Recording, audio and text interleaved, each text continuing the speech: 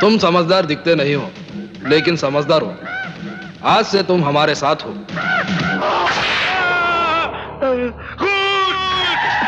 दोस्तों, स्वागत है आपका हमारे YouTube चैनल पर। दोस्तों, हम इस वीडियो के अंदर एक ऐसे विलेन के बारे में बात करने वाले हैं जिसको देखकर अच्छे खासे हीरो भी डर जाते थे। हीरो तो सिर्फ उनके सामने बच्चे नजर आते थे। कई बार हीरो का डबल बॉडी तैयार करके इनके सामने पेश किया जाता था ताकि इनके सामने फिट बैठ सके, क्योंकि उस समय हीरो का लुक दिखता था। बॉडी उस समय उनकी नहीं होती थी। और ऐसा क्या था इस विलेन के अंदर कि हीरोइन भी उनके साथ में काम करने से कांपती थी? और ऐसा क्या हुआ था कि इनकी दर्दनाक मौत पर कोई भी बॉलीवुड सेलिब्रिटी इनसे मिलने नहीं गया?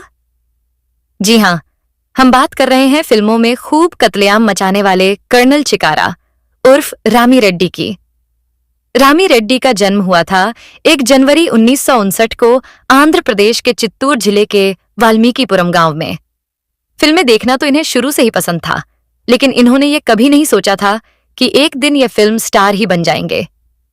रामी रेड्डी जब बड़े हुए तो इन्हें समझ नहीं आ रहा था कि जिंदगी में इन्हें करना क्या है। एक दिन अचानक इनके दिमाग में ख्याल आया कि क्यों ना जर्नलिस्ट बना जाए। सो इन्होंने हैदराबाद की उस्मानिया यूनिवर्सिटी से पत्रकारिता की पढ़ाई की। पढ़ाई पूरी करने के बाद इन्होंने कुछ दिन मुंसिफ डेली नाम के एक लोकल उर्दू न्यूज़पेपर में काम भी किया। लेकिन इसी दौरान इनकी पर्सनैलिटी ने एक फिल्म मेकर का ध्यान इनकी तरफ खींचा। उस फिल्म मेकर ने इन्हें अपनी फिल्म अंकुशम में स्पॉट नागा का किरदार ऑफर किया। फिल्मों के शौकीन रहे रामी ने भी तुरंत हां कर दी, और फिर उसके बाद तो रामी स्पॉट नागा के किरदार में ऐसे उतरे कि करियर की पहली ही फिल्म ने इन्हें रातों रात सुपरस्टार बना दिया। इनकी एक्टिंग को लोगों ने खूब पसंद किया। इसी साल इन्हें अभिमन्यु नाम की एक कन्नड़ फिल्म में काम करने का मौका भी मिला।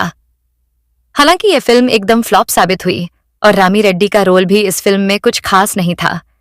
लेकिन इसी साल इनकी एक और फिल्म आई जिसका नाम था जागाडेका विरुदु अथिलेका सुंदरी। इस फिल्म में एक बार फिर से रामी रेड्डी विलेन बने और एक बार फिर से इन्होंने धमाल मचा दिया। इस फिल्म में ही अमरीश पुरी और श्रीदेवी जैसे बड़े सितारे भी थे, जो कि हिंदी फिल्म इंडस्ट्री का बड़ा नाम थे। साथ ही इस वक्त तक चिरंजीवी को भी हिंदी दर्शक पहचानने लगे थे। सो इस फिल्म के मेकर्स ने इस फिल्म को हिंदी में डब करके आदमी और अप्सरा नाम से रिलीज किया। हिंदी भाषी सिने प्रेमियों को भी रामी रेड्डी का काम बेहद पसंद आया। रामी की किस्मत उनका कदम कदम पर साथ दे रही थी।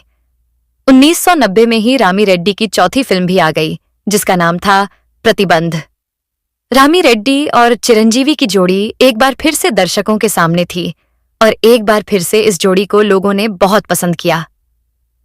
इस फिल्म में रामी रेड्डी के किरदार का नाम स्पॉट नाना था, जो कि उनकी पहली फिल्म अंकुशम के स्पॉट नागा से काफी मिलता था। रामी की खौफनाक आंखों और खतरनाक दिखने वाले चेहरे ने लोगों के जहन में अपनी छाप छोड़नी शुरू कर दी थी।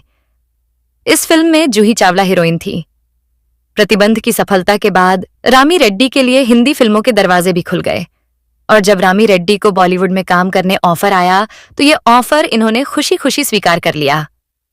रामी को 1993 की सुपरहिट फिल्म वक्त हमारा है में मेन विलेन का किरदार मिला था।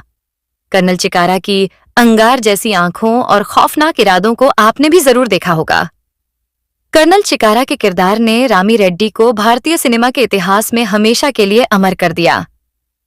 फिल्म इंडस्ट्री की बैक स्ट्रीट्स में कहा जाता है कि विलेन के रोल में रामी रेड्डी इतने नेचुरल लगते थे कि अगर हकीकत में वो किसी आम इंसान के सामने इसी तरह से आ जाते और बर्ताव करते तो शायद वो आदमी डर के मारे रोने लग जाता। लेकिन इस बात से आप शायद ही वाकिफ होंगे कि रामी रेड्डी केवल विलेन ही नहीं थे। कुछ फिल्मों में रामी रेड्डी ने कॉमेडी भी की थी। इनकी कॉमेडी को भी दर्शकों ने पसंद किया था। फिल्म खुद्दार में रामी का किरदार बेहद चर्चाओं में रहा था। खुद्दार में रामी एक स्वामी बने थे। वो स्वामी दुनिया को दिखाने के लिए तो नेक काम करता है, लेकिन हकीकत में वो पाप की काली दुनिया का बादशाह था। फिल्म में इनका एक डायलॉग था जो बेहद पॉपुलर हुआ था, और वो डायलॉग था, स्विंगालुम ने हमारा शहाद वाला भेस देखा है, अब जहार वाला भेस भी देखो। और ये बोलते बोलते स्वामी अपने असली रूप में न जाता है। वहीं दिलवाले में रामी एक ऐसा हत्यारे बने हैं जो पूरी फिल्म में एक भी डायलॉग नहीं बोलता, लेकिन अपने चेहरे के हाव भाव से ही वो दर्शकों के दिल में सिहरन पैदा कर देता है। हिंदी फिल्मों में रामी रेड्डी के कई किरदार थे जो बेहद लोकप्रिय रहे। ऐसा ही एक किरदार था आंदोलन फिल्म के बाबा नायक का किरदार। गोविंदा और संजय दत्त स्टारर आंदोलन एक बड़ी सुपरहिट फिल्म थी। इस बात से कोई भी इनकार नहीं कर सकता कि बाबा नायक के किरदार के बिना वो फिल्म इतनी शानदार बन ही नहीं सकती थी। और इस बात से भी शायद ही कोई इनकार कर पाएगा कि रामी रेड्डी के अलावा बाबा नायक का किरदार इतनी गहराई से शायद ही कोई दूसरा अभिनेता निभा पाता।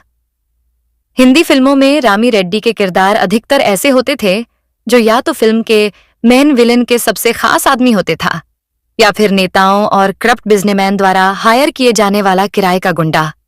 ये बात सच है कि रामी रेड्डी को एक्टिंग में कोई खास महारत हासिल नहीं थी, वो बस अपने लुक्स के चलते इतने ज्यादा मशहूर हुए थे।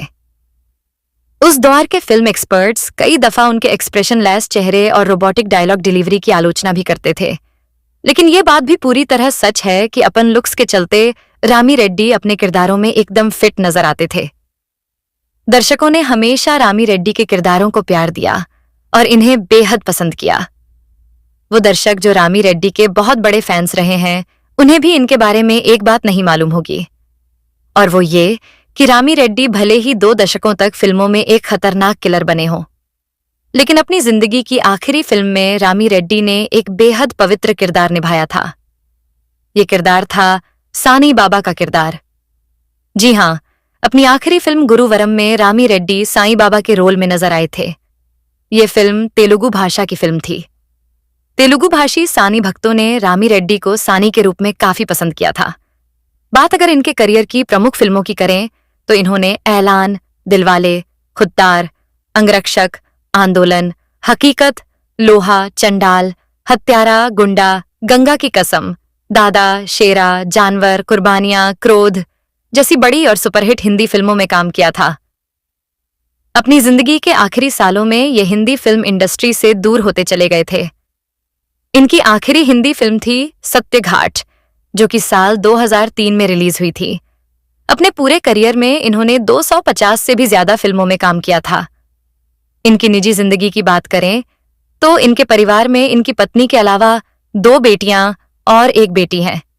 इनके परिवार के बारे में कभी ज्यादा जानकारी सामने नहीं आई। आखिरी सालों में ये किडनी और लिवर की गंभीर बीमारियों का शिकार हो गए थे। बीमारी के चलते इनकी सेहत बेहद ज्यादा गिर गई थी। एक दौर में हट्टे कट्टे रामी रेड्डी को बुरी हालत में देखकर इनके फैंस हक्के बक्के रह गए थे। हैदराबाद में हुए एक फिल्मी इवेंट के दौरान रामी रेड्डी की एक तस्वीर सामने आई थी।